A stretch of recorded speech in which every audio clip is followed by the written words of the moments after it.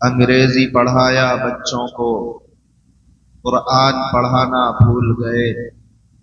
ایک لفظ شریعت یاد رہا، احکام شریعت بھول گئے۔ اسرار و معانی کیا سمجھے جب قرآن کی تلاوت بھول گئے۔ اسٹیج پر بیٹھے حضرات مقتدر علماء کرام، دانشوران قوم ملت، عزیز ساتھیوں اور نوجوانوں، ابھی جناب اسد اعظمی صاحب آپ کے سامنے نعت پڑھ رہے تھے اور ڈنکا بجے گا اور آپ لوگ بہت زیادہ ڈنکا بجانے کی کوشش کر رہے تھے۔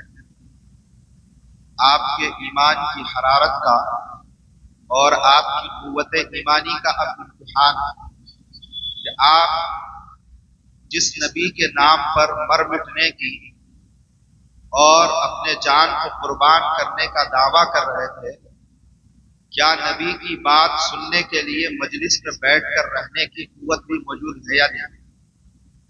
ایک چیز۔ دوسری بات جو مجھے آپ سے عرض کرنی ہے وہ یہ ہے کہ دین کے نام پر اگر جلسہ سجایا جا رہا ہے، دین کے نام پر اگر جلسہ سجایا جا رہا ہے تو اس کو دینی انداز میں کرنا چاہیے۔ آج کل جو جلسوں کے حالات ہیں وہ انتہائی ناگفتہ بھی ہیں۔ بہرحال چھوٹی منہ بڑی بات، ان باتوں پر ہمارے ذمہ دار علماء کو توجہ دینی چاہیے تاکہ دین کے نام پر کوئی جلسہ سجے اور پھر اس میں کوئی ایسا گناہ یا کوئی ایسی غلطی ہو جو شریعت کے لیے اور اسلام کی بدنامی کا ذریعہ بنے، یہ انتہائی افسوسناک ہے۔ بہرحال یہ باتیں وہ تھی جو ذمہ داری کی حیثیت سے میں نے آپ حضرات کے سامنے عرض کر دی۔ آج کی اس محفل کے اندر جس عنوان کا میں نے انتخاب کیا ہے وہ ہے قرآن پاک، کیونکہ اس مجلس میں اور اس جلسے میں بچوں کی دستار بندی بھی ہونی اور وہ حفظ قرآن کی دستار بندی ہے، لیکن ہمارا رویہ قرآن پاک کے ساتھ کیسا ہے، کیسا ہونا چاہیے، اور جن لوگوں کا رویہ قرآن پاک کے ساتھ ویسا تھا جیسا ہونا چاہیے تھا، وہ لوگ بلندیوں کے اور عظمتوں کے اور تقدسوں کے اور ہدایت کے اس منزل پر چڑھ گئے جہاں سے کامیابی، کامرانی، سرفرازی، تقدس، عزت سب کچھ حاصل ہو چکا۔ لیکن اللہ تبارک و تعالی نے اس قرآن پاک کو جناب نبی اکرم صلی اللہ علیہ وسلم کے ذریعے سے اس امت تک پہنچایا تاکہ اس پر عمل کیا جائے، تاکہ اس کو پڑھا جائے، تاکہ اس کے معانی کو سمجھا جائے، تاکہ اس کے مفاہیم پر عمل کیا جائے، اس کے احکامات کو اپنی زندگی میں لاگو کیا جائے۔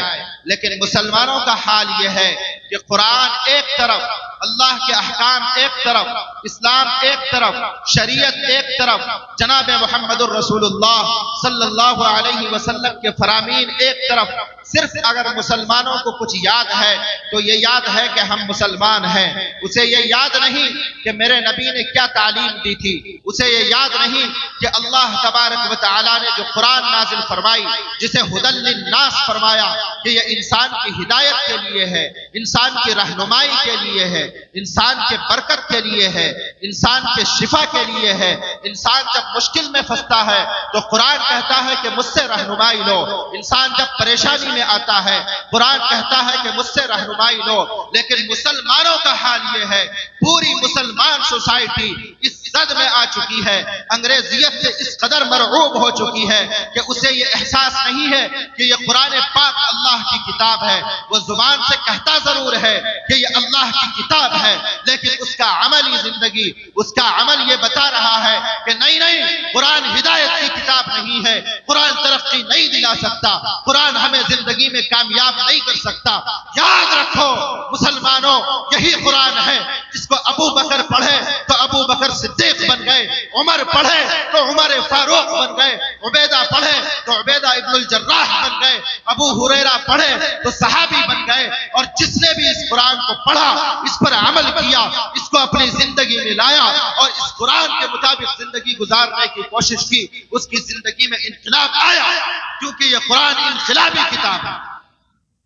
اس نے اپنے پڑھنے والوں کو، اس پر عمل کرنے والوں کو، اس کے مطابق زندگی گزارنے والوں کو یہ سبق ہی نہیں دیا، بلکہ یہ کر کے دکھایا کہ جو اس قرآن کے مطابق زندگی گزارے گا وہ اس دنیا میں بھی سرخرو ہوگا اور آخرت کے اندر بھی سرخرو ہوگا۔ ہمارا المیہ کیا ہے؟ ہمارا المیہ یہ ہے مسلمانوں کا کہ 85% لوگوں کو قرآن پڑھنا ہی نہیں آتا۔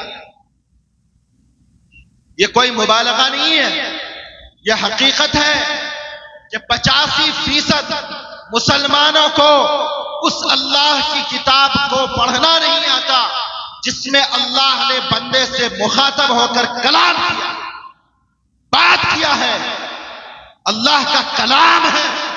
قرآن کوئی عام کتاب نہیں ہے، یہ اللہ کا کلام ہے۔ مسلمانوں ذرا سوچو کہ جس قرآن کو اللہ نے ہدایت کے لیے نازل کیا تھا، جس کو رہنمائی کے لیے نازل کیا تھا، کیا ہم نے کبھی اپنی زندگی کے کسی گوشے میں اس قرآن سے کوئی ہدایت دیا یا نہیں دیا؟ 80% مسلمان یہ کہیں گے کہ ہم نے قرآن سے کوئی ہدایت نہیں لی۔ قرآن سے جب ہدایت نہیں لیں گے، قرآن کے احکامات پر جب عمل نہیں کریں گے، قرآن کو جب اپنی زندگی میں نہیں اتاریں گے، تو یاد رکھیے اللہ کی کتاب کے ساتھ بے توجہی انسان کی زندگی کے ہلاکت کے لیے کافی۔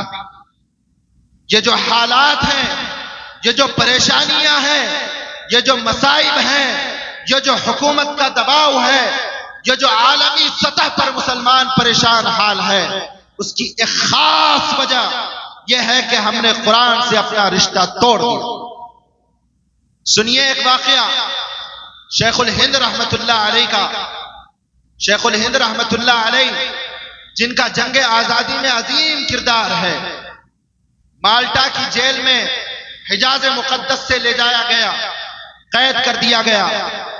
جب مالٹا کی جیل سے واپس آئے، شیخ الہند اتنے بڑے عظیم شخصیت جب واپس آئے تو آپ کو لینے کے لیے مہاتما گاندھی گیا۔ میں اس لیے بتا رہا ہوں کہ تاکہ آپ کو اندازہ ہو کہ شیخ الہند کون شخصیت تھی۔ ایک المیہ اور افسوس مسلمانوں کا یہ بھی ہے کہ ہمیں معلوم نہیں کہ شیخ الہند کون تھا، لیکن یہ ضرور معلوم ہے کہ مہاتما گاندھی کون تھا۔ معلوم کیجئے کہ یہ شیخ الہند وہی شیخ الہند ہے جس کے عزت اور اکرام کے لیے مہاتما گاندھی جیسی شخصیت کھڑی ہو رہی ہے، تو شیخ الہند کا کیا مقام ہوگا؟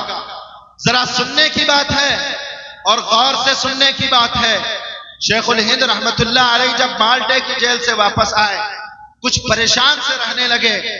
ایک مرتبہ علماء کی جماعت سے جم غفیر کے اندر فرمایا کہ بھائی میں مالٹے کی جیل سے 2 سبق لے کر آیا۔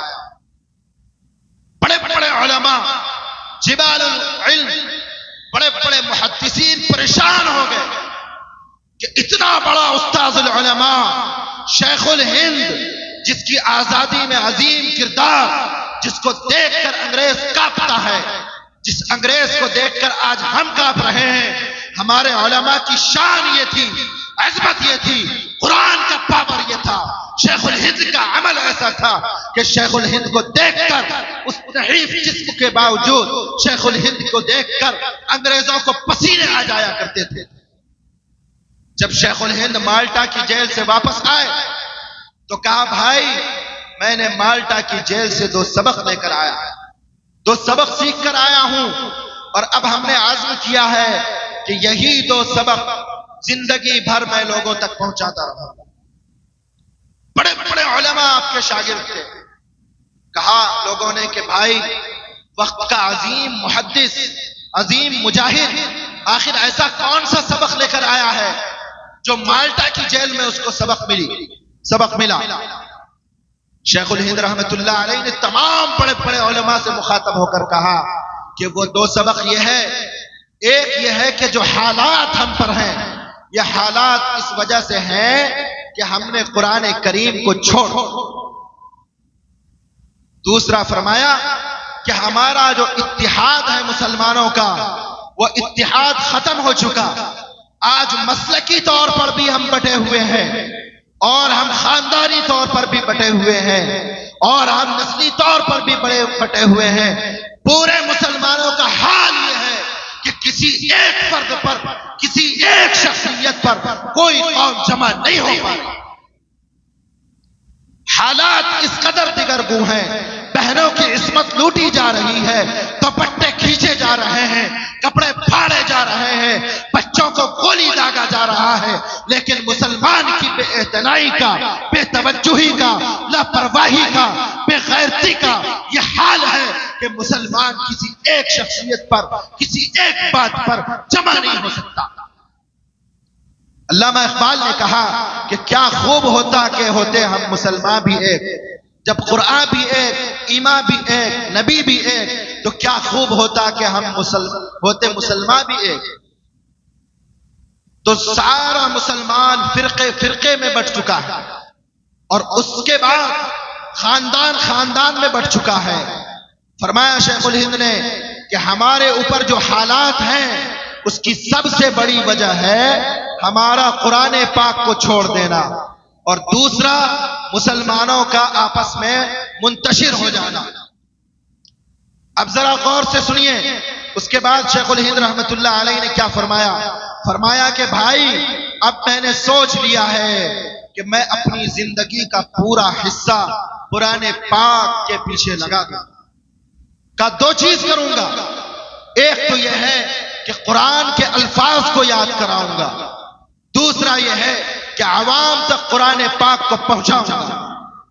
آج بھی غنیمت ہے کہ علماء قرآن کو پہنچانے کی محنت تو کر رہے ہیں, لیکن مسلمانوں کی بے غیرتی کا حال یہ ہے کہ مسلسل ایک مہینے سے پروگراموں میں دیکھ رہا ہوں کہ شاعر جب نعت پڑھتا ہے تو نعت تو بہت دھوم سے سنتے ہیں, لیکن عظیم سے عظیم محدث, بڑے سے بڑا عالم, بڑے سے بڑا فقیہ اگر اسٹیج پر تقریر کرنے کے لیے آتے ہیں تو بے غیرت مسلمان اٹھ کر جانے لگتا ہے اور یہ بتاتا ہے کہ ہمیں دین سے, شریعت سے, نبی کے نام سے محبت نہیں نفرت ہے. یاد رکھو, جب دین کے ساتھ غداری ہوگی, شریعت کے ساتھ غداری ہوگی, اسلام کے ساتھ غداری ہوگی, نبی اکرم صلی اللہ علیہ وسلم کی شریعت کی حرمت کو اس طرح پامال کیا جائے گا تو پھر اللہ تبارک و تعالیٰ کی طرف سے پکڑ آئے. یہ بہت اچھی چیز ہے کہ آپ نبی کی نعت سنتے ہیں اور جھومتے ہیں, اس قدر عشق ہونا چاہیے, لیکن عشق کا ایک طریقہ اور ایک سبیل یہ بھی ہے کہ جب نبی کی سنتوں کی باری آئے, جب شریعت کی باری آئے, نبی پر نازل کی ہوئی کتاب قرآن مقدس کی باری آئے تو ہم اس کے لیے بھی پوری تن من دھن کے ساتھ تیار ہیں. بتاؤ مسلمانوں, کتنے فیصد یہاں مسلمان ہیں جس کو قرآن پڑھنا صحیح آتا ہے؟ دوسری بات جو عرض کرنی ہے وہ یہ عرض کرنی ہے, ایک آتا نہیں ہے, یہ تو جرم ہم نے کیا ہی ہے, لیکن مجھے یہ بتائیے کہ ہم میں سے کتنے نے کوشش کی ہے؟ ہم نے کوشش کی نہیں کی. کیوں نہیں کی؟ اس لیے کہ ہمارے دل میں قرآن پاک کی وہ عظمت نہیں ہے جو قرآن پاک کی عظمت دل میں ہونی چاہیے. قرآن گھر میں پڑا ہوا ہے, جزدان پر گرد اڑ رہا ہے, لیکن مسلمان کو یہ توفیق نہیں ہے کہ کبھی قرآن کھول کر دیکھ لے. گھر میں اگر ٹی وی ہے اس کے اسکرین پر 15 مرتبہ کپڑا مارتا ہے, لیکن قرآن اس کے لیے اتنا بے حیثیت ہو چکا ہے کہ قرآن کے جزدان کو صاف کرنے کی فرصت. یہ سچائی ہے اس معاشرے کی, یہ حقیقت ہے اس معاشرے کی. آپ مسجدوں کو جا کر دیکھ لیجئے, دھول اڑ رہے ہیں, کسی مسلمان کو فرصت نہیں ہے کہ ایک مرتبہ جھاڑو لگائے. یہی ہے مساجد کے تقدس کی حرمت, یہی ہے قرآن پاک کے تقدس کی حفاظت. روز کلینر سے صاف کریں گے لیکن مسجد کے صحن کو جھانکنے تک نہیں جائیں گے. گھر کی ٹی وی پر روز کلینر سے صاف کریں گے لیکن قرآن مقدس کے جزدان کو ایک مرتبہ ہاتھ. کیا ہے یہ؟ کیا ہے؟ کبھی غور سے سوچئے گا کہ قرآن کے ساتھ یہ بے رغبتی، یہ کیسی بے رغبتی ہے؟ آپ کو معلوم ہے کہ قرآن کیا عظیم الشان کتاب ہے. فرمایا ذالک الکتاب لا ریب فیہ، یہ قرآن وہ ہے جس میں ذرہ برابر، رتی برابر کسی طرح کی شک کی کوئی گنجائش نہیں. قرآن چیخ چیخ کر کہہ رہا ہے اقیم الصلاۃ، اقیم الصلاۃ، مسلمانوں نماز پڑھو، مسلمانوں نماز پڑھو. مسلمان چیخ چیخ کر کہہ رہا ہے نہیں، قرآن کی بات ہم نہیں مانیں گے، اللہ کی فرمان، اللہ کا فرمان ہم نہیں سنیں گے، نبی کے فرمودات پر ہم عمل نہیں کریں گے. اللہ کے نبی نے فرمایا جعلت لی قرۃ عینی فی الصلاۃ، کہ میری آنکھوں کی ٹھنڈک نماز میں ہے. ظہر کی اذان ہو رہی ہے، لوگوں کو اتنی توفیق نہیں ہے کہ ذرا کھیت سے نکل کر وضو کر کے کم از کم 4 رکعت پڑھ. اگر مسلمانوں ہمارے دل میں یہ ایمان اتنا نہیں ہے کہ اذان کی آواز سن کر نماز کے لیے کھڑا ہو سکے، تو کیا ہمارے ایمان کی یہ پوزیشن ہے کہ اگر ہم ابھی اس وقت مر جائیں تو یہ ایمان ہمیں جنت تک لے کر جا سکے؟ کیا ہمارا ایمان اس پوزیشن میں ہے؟ ارے بولیے بھائی، ابھی تو بہت بول رہے تھے. ہمارا ایمان اس پوزیشن میں نہیں ہے. جو ایمان اللہ کی صدا کو سن کر کھیت سے نماز تک کھڑا نہیں کر سکتا، کیا وہ ایمان قبر کے اندھیرے سے جنت تک پہنچا سکتا ہے؟ نہیں پہنچا سکتا. تو پہلی بات، بنیادی بات، ضروری بات ہے وہ یہ ہے کہ اپنے ایمان کو مضبوط کیجیے. ایمان ایسا ہو کہ آندھی چلے اگر کفر کی تو بھی ہمارے ایمان کو کچھ نہ ہو، آندھی چلے اگر ارتداد کی تب بھی ہمارے ایمان کو کچھ نہ ہو. پتا ہے آپ کو اسی ہندوستان میں ہمارے معاشرے میں کیا کیا ہو رہا ہے؟ ارتداد کی وہ لہر چل رہی ہے کہ پڑھی لکھی بچیاں روز کم از کم 3000 غیر مسلموں کے گود میں جا رہی ہے. کیوں جا رہی ہے؟ کبھی غور کیا اسباب پر؟ کبھی غور کیا ان کے عوامل پر؟ کبھی غور نہیں کیا. ہم تو یہ سوچ رہے ہیں کہ بیٹی کالج جا رہی ہے، یونیورسٹی جا رہی ہے، اور ہماری بیٹی پڑھ کر کامیاب ہو کر ہمارے پاس آ رہی ہے. ایجوکیشن کی مخالفت نہیں ہے. یہ مت سوچئے گا کہ مولوی صاحب آ کے ایجوکیشن کے خلاف بول کر گئے. نہیں نہیں، پڑھاؤ، شوق سے پڑھاؤ، جو پڑھانا ہے وہ پڑھاؤ، لیکن حیا میں تو رکھو، چادر میں تو رکھو، دوپٹے میں تو رکھو، غیرت میں تو رکھو. بیٹی کو، اپنے لال کو، اپنے لخت جگر کو یہ تو سمجھاؤ بیٹی سب تعلیم پیچھے ہے، پہلے میرے نبی کا فرمان ہے بیٹی سب کچھ بعد میں ہے، سب سے پہلے تمہاری عزت ہے، تمہاری عفت ہے، تمہاری پاکیزگی ہے. کب بتاؤ گے؟ جب قرآن پڑھو گے تب نا. قرآن نے کہا یا ایھا النبی قل لازواجک وبناتک ونساء المؤمنین یدنین علیہن من جلابیبہن. نبی کو قرآن حکم دیتا ہے کہ اے نبی اپنی عورتوں کو حکم کیجئے کہ اپنے اوپر دوپٹہ ڈالے.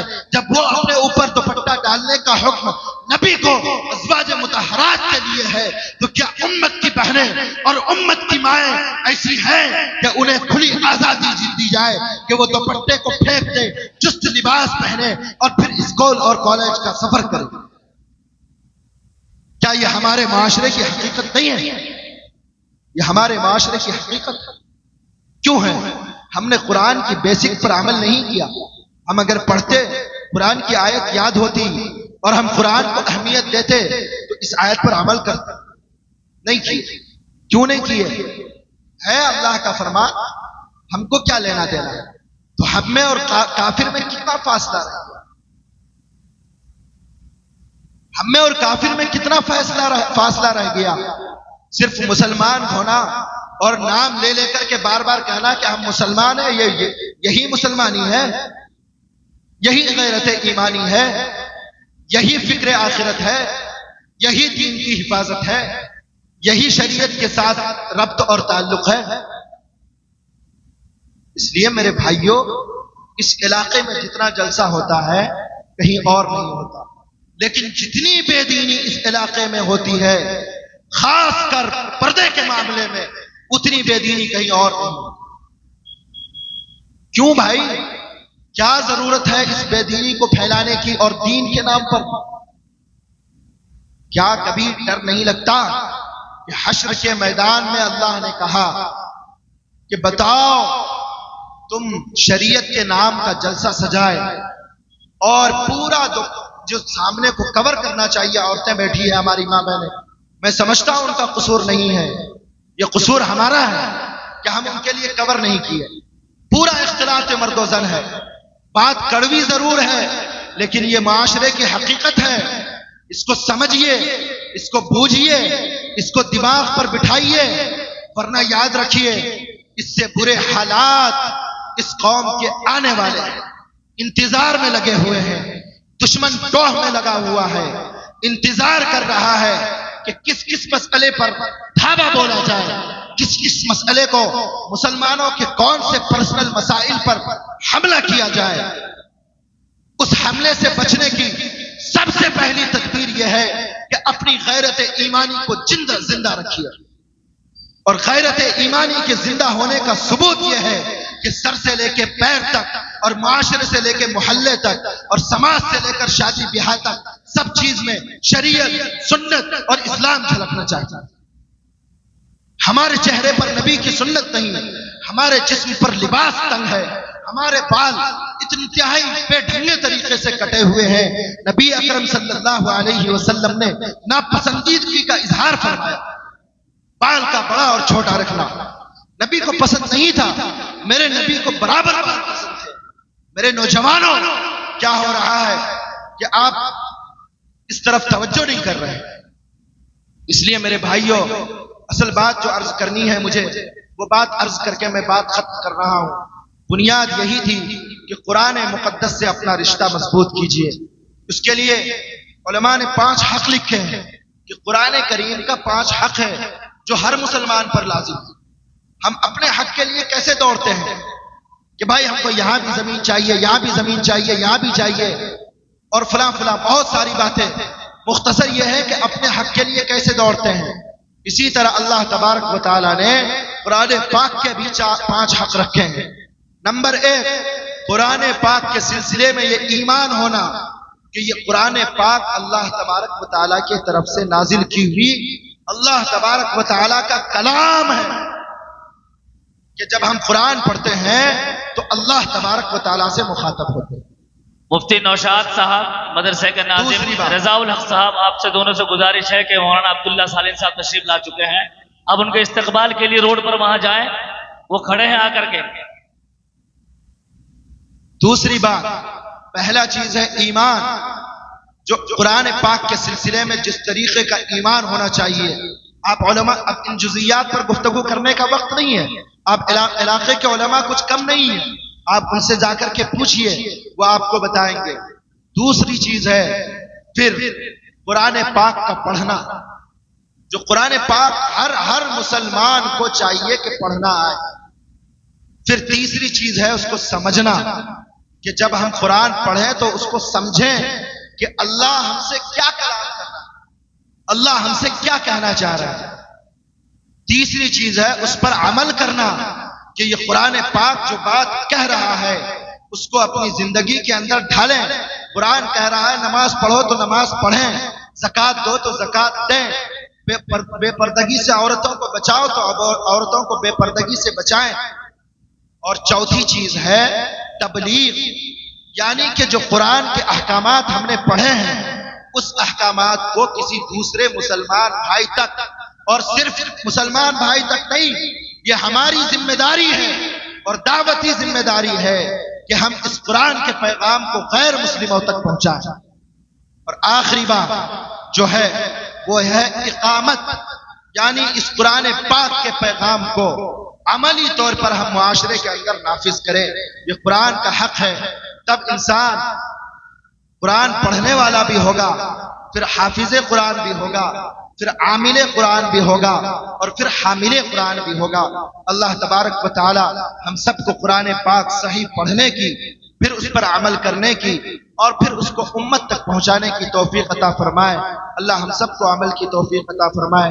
وآخر دعوانا الحمدللہ رب العالمین.